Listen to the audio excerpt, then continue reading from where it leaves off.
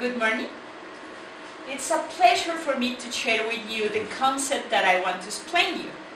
And, well, I call this explain what? Because it's not easy. So this is the concept I want to share with you. Allele frequencies change through generations. That seems a little weird, but we're going to part to define that. So, first of all, what is an allele? Yeah? Well, that's easy. Can you roll it out your thought? Take out. Yes? Yes. Can you do it? Can you do it? Unfortunately, I can't do it. I tried and I can't do it. So, in that case, we define a character. And that characters have two forms. The rolled tongue that you have and the not rolled tongue that I have. That's an allele. The different forms or a character. Another character, for example, is if you like celery. Do you like celery? Yes? It is, what is the savor of the celery? It's hard, it's soft. You don't know? I don't know. You don't like it? I like. I don't like it. And I don't like it because I feel a lot the savor of the celery, which is it doesn't matter, it's just a molecule. But that molecule have different tastes for different people. So the ability to taste the taste of the celery is different, and that's our different forms of that same character. Another allele are, for example, the blood type. You know, we have different blood types, A, B, or O. That is just another character with different alleles, A, B, or O. AB is just a combination, so people can have two alleles because they have two molecules of DNA. So at the end, we look at the alleles in the DNA, and we look at that in a simple way. You have here different molecules of DNA, and if there is a change there, you can count that change like an allele. Okay? So we now know what is an allele. What are allele frequencies? So for example, we're going to continue with the example of the rolled thought. Yeah?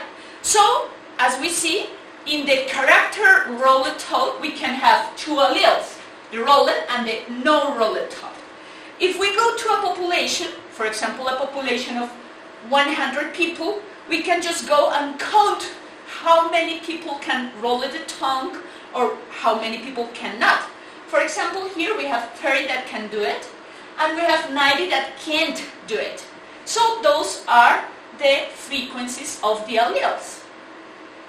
Well, we're going to stop here a little, and we're going to cross to another part, and those are the generations. Generations for us are intuitive. So we know that we have children, we have parents, we have grandparents, and we have grandparents. Those are parts of different generations.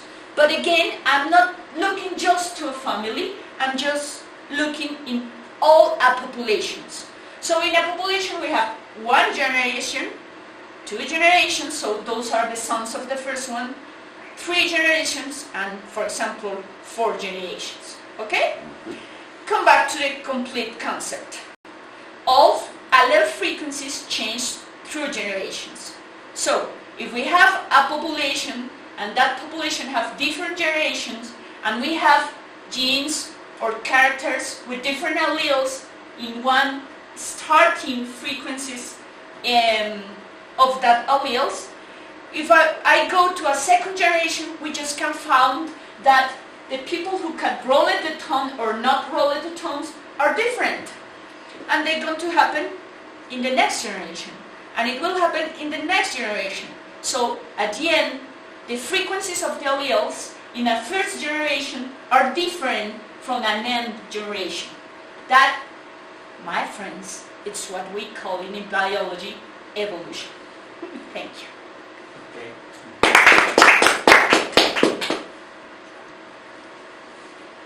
Questions? I have a question. If you start in the first generation with a frequency of the alleles, and the next generations are come from this The one. first one. Why change the allele frequency so much? Yeah. Okay, that's the huge question in evolution and evolutionary biology, because there are many forces that can change the allele frequencies. So, for example, they can change yours by random, and that's what we call genetic drift. For example, if you have this first population, and you just have a hurricane or a meteorite that threw the Earth, so all these people died. The only alleles that are going to pass to the next generations are these. And that immediately changes the allele frequencies. That's one possibility. But there are many others. Selection, natural selection, is another force that can change the allele frequencies. For example, here, if you have this woman, in this case, and she has a wonderful, I don't know, she can have a superpower. And it helps her to be very efficient in the environment where she is. In that case, she will have more daughters and sons than the other girls in that thing. And then those daughters and sons will have the same superpowers. And they're going to be more in the next generation. And there will be more in the next generations. That's what selection does. If selection have an environment, they can select what is good in terms of be more effective living, surviving. So they will go be more.